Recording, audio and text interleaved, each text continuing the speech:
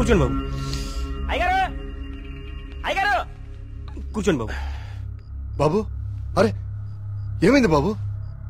ప్రియా ప్రియా ఇదిగో నువ్వు వెళ్ళి దూది టించర్ పట్రా. కార్తీక్ ఏమైంది? ఎవరైనా నీ మీద దాడి చేశారా? మీకెలా తెలుసు?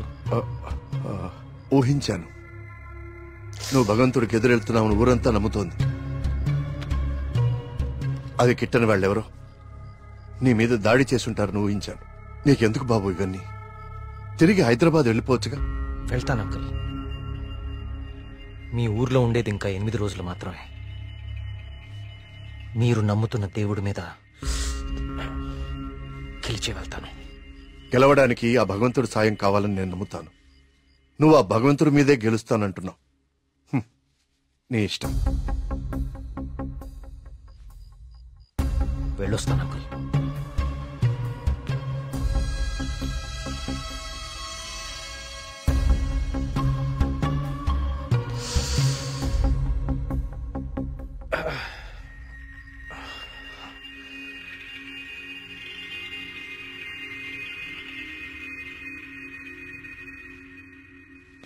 కార్తీక్ బాబు ఎక్కడికి?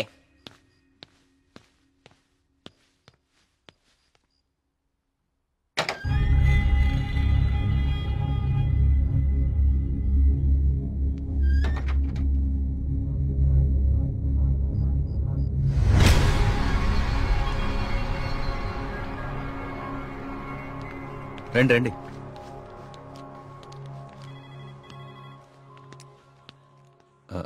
ఆ దెబ్బేంటి? చిన్న యాక్సిడెంట్. జాగ్రత్త కార్తీక్. చాలా ఆశ్చర్యంగా ఉంది ఇన్స్పెక్టర్. చనిపోయే వాళ్ళకి ఆత్మహత్య చేసుకునే అంత సమస్యలే లేవు. చాలా సంతోషంగా ఉండే ఫ్యామిలీస్ వాళ్ళవి. పైగా చదువు రాని వాళ్ళు కూడా గాంధార లిపిలో దేవుడు నన్ను పిలుస్తున్నాడు నేను వెళ్ళాలి అని రాయటం ఏంటి? చనిపోయే ముందు నెమ్మలి కనపడి మాయమైపోవటం ఏంటి? అసలు ఏమీ అర్థం కావట్లేదు.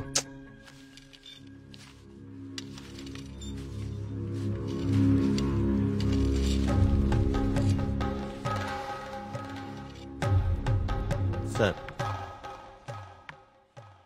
ఇదిగోండి సార్ ఫైల్. ఇక్కడ పెట్టు. పోస్ట్ మార్టం చేసిన డాక్టర్ని అడిగాను. వాళ్ళు చనిపోయిన వాళ్ళకి ఎలాంటి హెల్త్ ప్రాబ్లమ్స్ లేవని చెప్పారు. అలానే బ్లడ్ టెస్ట్ రిపోర్ట్స్ కూడా నార్మల్గానే ఉన్నాయి.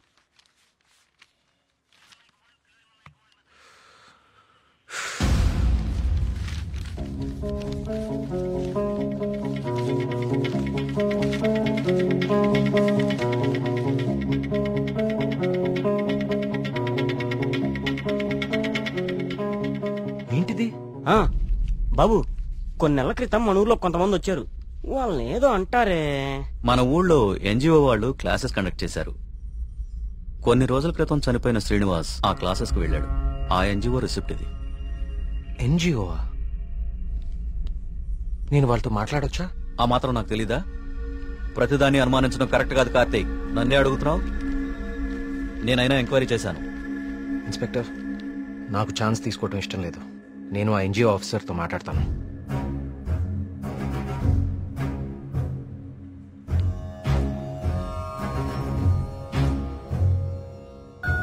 రూపంలో మారీచుడొచ్చి రాముణ్ణి లక్ష్మణుణ్ణి దూరంగా తీసుకెళ్లిపోయాడు. వెంటనే రావణాసురుడొచ్చి సీతమ్మ వారిని ఎత్తికెళ్లిపోయాడు. కార్తీక్ కార్తీక్ ఏమైపోయావు కార్తీక్? కాల్ చేస్తున్నాను నీకు, కలవట్లేదు. రాలేదే. బ్యాటరీ అయిపోయినట్టుంది.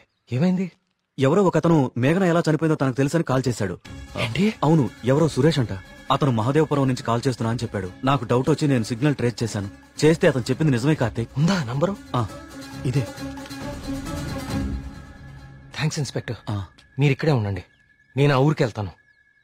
కానీ ఆ ఊరు దారి నాకు తెలుసు. ఇక్కడ నుంచి దాదాపు 250 కిలోమీటర్స్ ఆ ఊరు. Come on let's go. జాగ్రత్త కార్తీక్. అసలు ఈ సురేష్ అనేవాడెవడు? తనకి మేఘనా చావు గురించి ఎలా తెలుసు? నేను అదే ఆలోచిస్తున్నా కార్తీక్.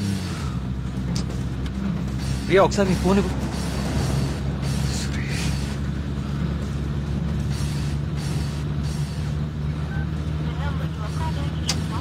ఛ!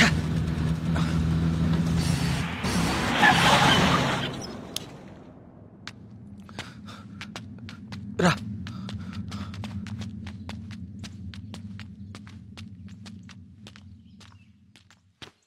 ఏమండి? ఏమండి? ఎవరు? ఈ ఊర్లో కొల్ల సురేష్ అనే మనిషి ఉన్నాడు. ఎక్కడున్నారో చెప్తారా? ఇప్పుడే నాతో మాట్లాడి ఇలా వెళ్ళాడండి. అటా? ఇటే. నేనే అనుకుంటా. సార్, సురేష్ అంటే మీరేనా? సురేశా? నేనే. ఏం లేదండి, మీరు ఇన్స్పెక్టర్ ఫోన్ చేసి మేఘనాని ఎవరు చంపారో తెలుసని చెప్పారంట. ఇన్స్పెక్టరా? ఆడెవడు? ఏమండి, మేము చాలా కష్టపడి సుబ్రహ్మణ్యపురం నుంచి వచ్చాం.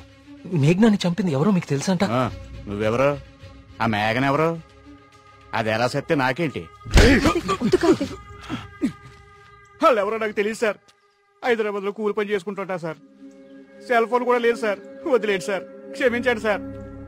నేను ఇక్కడ ఉండగా మీ ఊర్లో మరో ప్రాణం పోనివ్వను.